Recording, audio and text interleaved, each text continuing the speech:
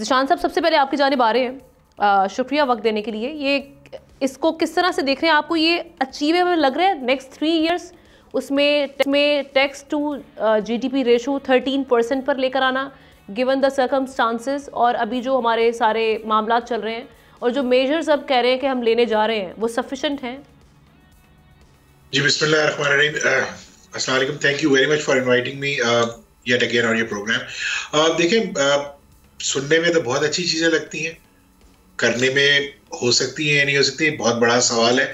Practically अगर देखा जाए तो 13% टैक्स टू जीडीपी रेशो लाना कोई इतना बड़ा मसला नहीं है। हमारे पास टैक्स डायरेक्टली या इनडायरेक्टली तो बहुत सारे लोग दे रहे हैं, सिस्टम में फाइलर्स कम है। उसकी बुनियादी वजह यह है, जो हमने लास्ट टाइम भी आप ही के प्रोग्राम पे डिस्कस किया था, कि टैक्स रेट बहुत ज़्यादा है। आप 100 रुपए कमाने वाले से अगर 50 रुपए ले लेंगे तो वो खुशी से टैक्स नहीं देगा। ये उन्होंने अपनी जो स्पीच की उसमें भी कहीं ना कहीं ये इंदिया दिया है कि कमर जो है वो उसको तकरीबन जो है वो सेल्स टैक्स के रेट को कम करना चाह रहे हैं over the next few years, और वो 10 से 12% में लाएंगे। ये 2013-14 से जो है हम इन्हें ये बताते जा रहे हैं कि जितना हाई टैक्स आप रखेंगे उतनी जो है टैक्स की चोरी होगी, जितना हाई टैक्स होगा उतना टैक्स की इवेजन होगी, जितना हाई टैक्स होगा उतनी ही अंडर रिपोर्टिंग होगी। तो सवाल तो ये है कि 2013-14 से अगर ये तजावीज़ इन्हें मुस्तकिल दी जा रही है और ये उसको आज तक नहीं सुन पाए हैं, तो शायद अब सुन लें, और अगर अब सुन लें तो मेरे ख्याल से 2 से 3 साल में हम अपना टैक्स टू जीडीपी रेशो तो बढ़ा लेंगे। लेकिन ये उसी वक्त बढ़ सकता है कि जब ट्रस्ट का जो कॉन्फिडेंस है टैक्स पेयर का, वो एफबीआर के ऊपर क्रिएट हो जाए। जो ट्रस्ट डेफिसिट है, जो ट्रांसपेरेंसी है, और जो टैक्स ऑन टैक्सेस है, अगर उसको कंट्रोल करने में आप कोई चीज इंपोर्ट करते हैं तो इंपोर्ट करने में सबसे पहले जो है आपको कस्टम ड्यूटी लगती है।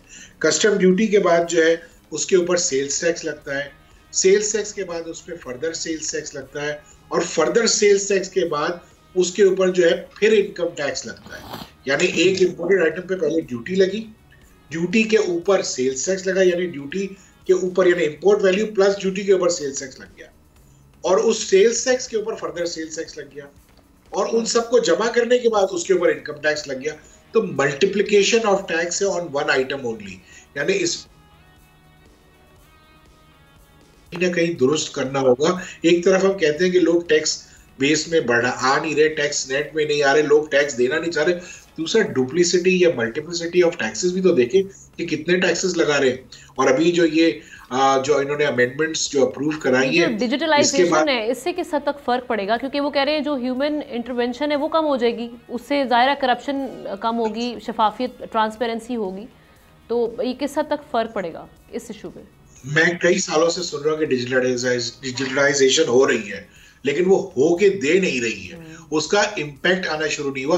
देखिए, मसला ये है कि टैक्स में ह्यूमन इंटरवेंशन को कम करना मेरे हिसाब से एज अ टैक्स जो उसको कहते हैं, जो थोड़ा सा टैक्स को जानता है या सीख रहा है आज, वो उसमें मसला ये है कि आपके पास सेक्टर स्पेसिफिक इंफॉर्मेशन होना, सेक्टर स्पेसिफिक लोगों को पता होना। ह्यूमन इंटरवेंशन जब करेंगे तो इसमें मुश्किलात आएंगी, यकीनन इनिशियली मुश्किलात आएंगी। हो सकता है फिर हमारे सिस्टम्स ऐसे डेवलप हो जाए, आई विश ऐसे हो जाए, लेकिन इस वक्त ह्यूमन इंटरवेंशन को कम करना मुझे ऐसा लगता है वो मुश्किल होगी, क्योंकि ये जो टैक्स के टारगेट्स हैं, देखिए पॉलिसी बनाना एक बात है और उसकी इम्प्लीमेंटेशन और उसकी कलेक्शन करना एक और है। इस वक्त हम दो चीजों से लड़ रहे हैं। एक तरफ हम चाहते हैं कि आइडियल टैक्स सिस्टम हो जाए, और दूसरी तरफ हम ये चाह रहे हैं कि टैक्स का टारगेट भी सही हो जाए। तो ये दोनों चीजें एक ही बंदा कर रहा है, यानी जिसको टैक्स कलेक्ट करना है उसको टैक्स भी कलेक्ट करना है और उसको पॉलिसी भी सही करनी है।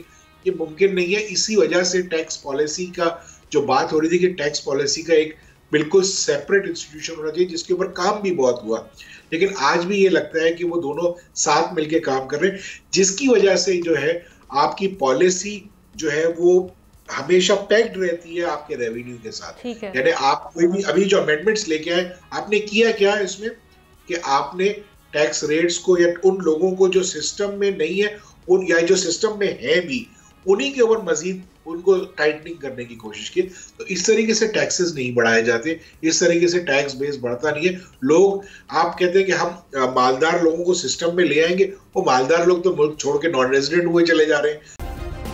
सब्सक्राइब करें और बेल दबाएं ताकि कोई खबर रह न जाए।